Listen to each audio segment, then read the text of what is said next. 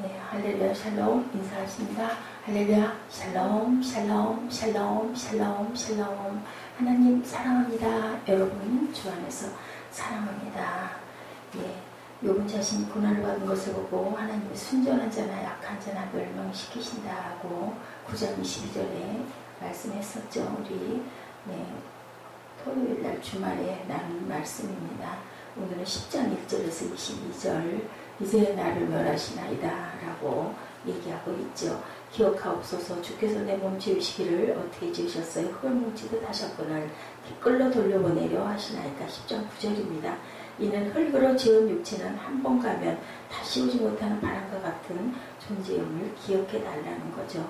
오직 하나님은 긍휼하심으로 죄악을 덮어주시어 멸망시키지 아니하시고 그의 진노를 여러 번 돌이키시며 그의 모든 분을 다 쏟아내지 아니하셨으니 그들은 육체이며 가고 다시 오지 못하는 바람임을 기억하셨습니다. 예, 이렇게 시편에서 시편 기자가 고백했는데 이제 나를 흙을 뭉치듯 하셔가지고 이제 나를 이제 돌려보내려고 하시느냐고 이렇게 한탄을 하는 거죠. 예, 내 몸 지으시기를 그렇게 했는데 흙으로 돌려보내려 하시나이까.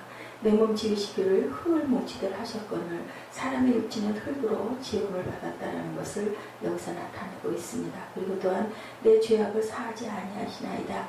하나님은 우리가 입을 열어 죄를 고백할 때 용서하신다 라고 했는데 그렇지 않으십니까? 나를 주 앞에서 쫓아내지 마시며 주의 성령을 내게서 거두지 마소서. 주의 구원의 즐거움을 내게 회복시키시며 사오라는 심령으로 나에게 주사 나를 붙드소서.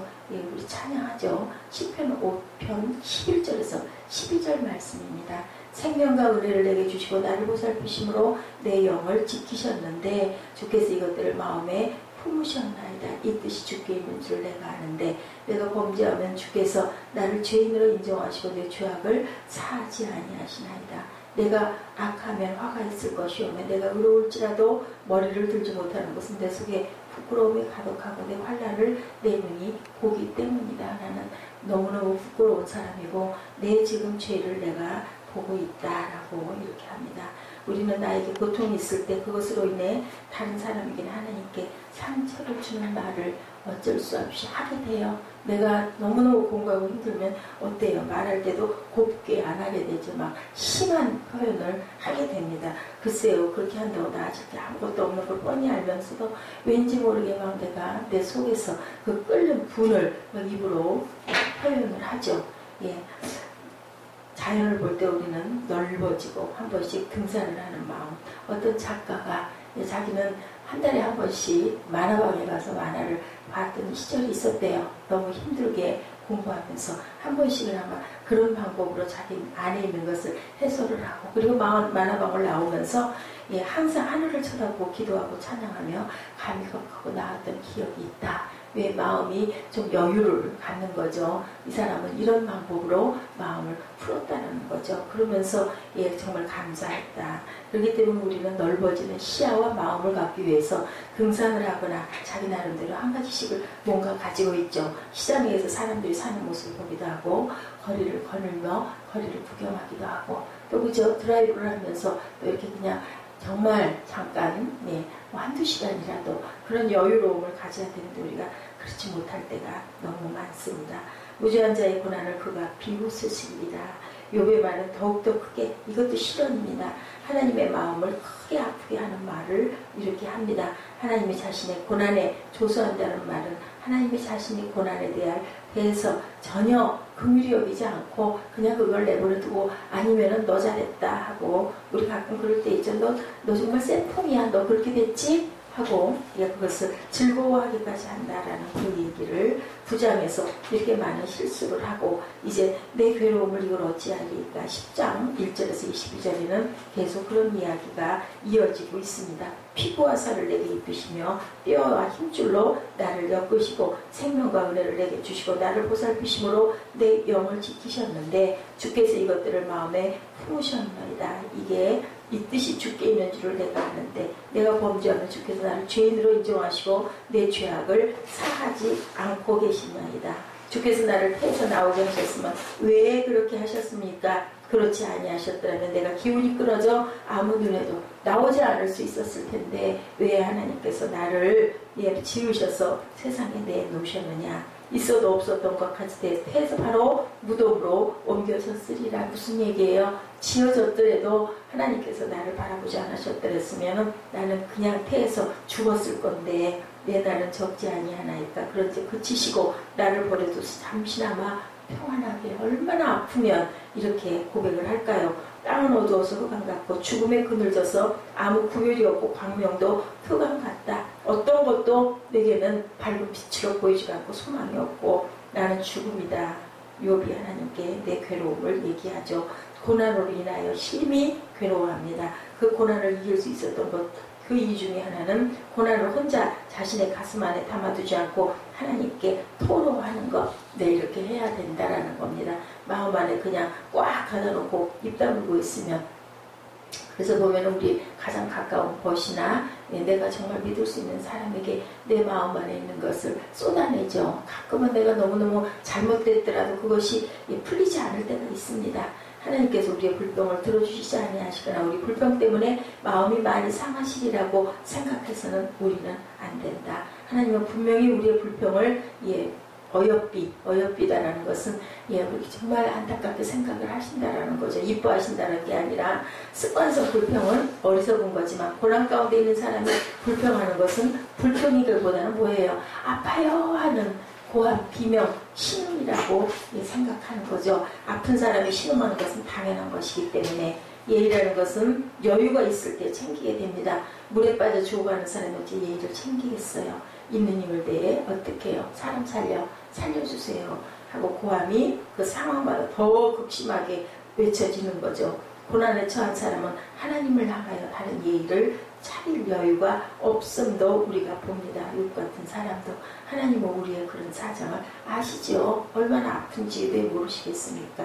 욥은 하나님을 향하여 외치고 있습니다. 내가 하나님께 아뢰오리니 나를 정죄하지 마옵시고 무슨 까닭으로 나와 더불어 변론하시는지 내게 알게 하옵소서.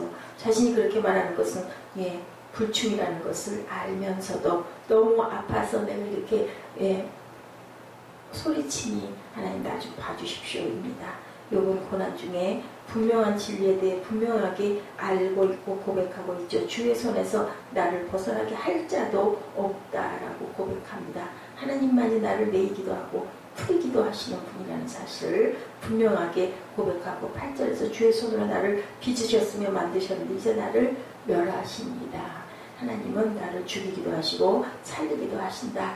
내 영혼이 살기에 곤비하니 내 불평을 토로하고 내 마음이 괴로운 대로 이제 나는 말하겠습니다. 결국은 나를 죽이시고 살리시는 분은 누구시다? 하나님이시다. 1절 2절에서도 이렇게 고백하죠. 사는 것이 괴롭고 마음이 쓰일 때 우리는 어떻게 해요? 하나님께 매달려서 아뢰는 방법밖에 없다라는 것을 욥기를 통해서 욥의 고백을 통해서 말씀합니다. 우리는 그럴 때 하나님을 원망할 게 아니라 우리 어린애들 그죠? 너무 힘들고 아프고 어디가 몸이 아프거나 할 때는 더 엄마를 찾고 더 많이 울죠. 그럴 때 엄마가 어떻게 합니까? 귀찮으니까 저리 가 하고 집어던지지 않죠. 더 끌어안아주고 엄마는 너무너무 아파합니다. 나의 고통과 쓰라림의 원인이 무엇이든 간에 하나님께 매달려면 하나님 나를 어째 이래 하십니까? 그렇다 할지라도 매달려서 나를 살리시오. 왜 누구냐? 생사여탈권 아버지가 갖고 계신데 내가 이러면 내가 어떻게 살겠습니까? 하나님께 외치죠. 그의 말이 조금은 어리석기도 하지만 하나님께 외치고 있다는 것, 그렇게 해야 된다는 것을 여기서 말씀하고 있죠. 하나님을 원망하고 미워해봐야 우리가 건져질 이유는 아무것도 없고 점점 더 고통 속에 빠지니 아버지의 뜻이 있으실 것이지만 아버지 너무 아파요. 저 이거 어떻게 해요? 하고 우리는 외치고 기도할 수밖에 없다. 어떤 사람은 조금만 문제가 생기면 옛날 버릇들, 그죠? 육의 것들이 막 나옵니다. 그죠? 뭐라 그래? 캔슬하세라 그러죠. 그냥 될 대로 되라. 뭐까지 것. 그래서는 안 된다라는 거죠. 가서 그 점도 보고 술도 먹고 별짓 다 하죠. 그래 봐야 아무 소용이 없다. 눈을 감아도 눈을 떠도 일을 하면서도 하나님을 찾고 쉬면서도 운전을 하면서도 하나님에게만 집중을 하다 보면 아버지의 뜻을 우리가 알기도 하고 또한 아버지의 위로를 받기도 하고 자식을 증오하고 있던 그 이성기의 마음, 이방원은 엄마 소리를 찾는 송아지의 애타는 울음소리로 들렸다라는 거죠. 예, 하나님은 우리의 아버지. 그러기에 자식의 애타는 소리에 모른 채 하지 않는다. 하나님이 응답하실 때까지 찾고 찾으면 내가 너를 만나리라. 그러면 우리는 문제도 해결되고 하나님도 만나는 역사. 오히려 환난이 뭐가 돼요? 환난이 우리에게는 복이 된다라는 거. 사람은 어떠한 나쁜 도구를 줬을 때 그 도구로 인하여서 내가 죽기도 하고 그것으로 인해서 내가 하나님을 만나는 영광을 우리가 이루기도 한다는 것을 꼭 알아야 됩니다. 우리가 잘났어도 우리가 하나님을 찾을 때 하나님을 우리를 안아주시고, 우리가 고하나도 우리가 못났어도 어떤 상황이라도 하나님을 진심으로 찾고 찾으면 하나님은 우리를 만나주신다. 내 마음의 근심이 많사오니 나를 고난에서 끌어내소서. 나의 고난과 하나를 보시고 내 모든 죄를 사하소서. 이렇게 우리 기도하시는 오늘 하루, 귀한 하루, 또한 이 마지막 6월을 마무리하는 하루 되십시다. 야훼께서 그의 모든 고단에서 건지시는도다. 나의 고난이 매우 심하오니 야훼여 주의 말씀대로 나를 살아나게 하소서. 시편 119편 107절입니다. 고난받는 자는 그날이 다 험악하나 마음이 즐거운 자는 항상 잔치하느니라. 잠언 15장 15절입니다.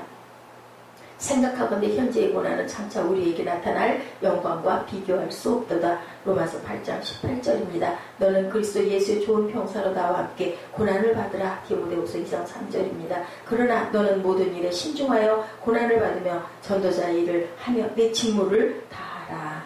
디모데후서 4장 5절이죠. 고난 중에 고난을 당하는 자가 있느냐? 기도할 것이요 즐거워하는 자가 있느냐? 그는 찬송할지로다. 야고보서 5장 13절입니다. 왜 이런 고난에 대한 그 말씀이 많을까요? 이 엄청나게 많은 양의 고난에 대한 말씀입니다. 우리는 고난 중에 살고 있기 때문에 고난 중에 기도하고 그리고 찬송하라고. 왜 그렇게 해요? 그렇게 했을 때 아버지께서 우리의 모든 것을 아시기 때문에 그것을 사하여 주시고 또한 악을 멸하여 주시고 우리가 승리하게 분명하게 지킨다. 부당하게 고난을 받아도 하나님을 생각함으로 슬픔을 참으면 이는 아름답다. 죄가 있어 매를 맞고 참으면 무슨 칭찬이 있으리요. 말씀하시죠. 죄가 없이 우리가 고난을 당할 때 아버지께서 우리를 알아보신다라는 거죠. 선을 행함으로 고난을 받고 참으면 하나님 앞에 아름다우니라. 베드로전서 2장 19절에서 20절입니다. 우리가 이런 마음을 가지고 오늘도 힘차게 씩씩하게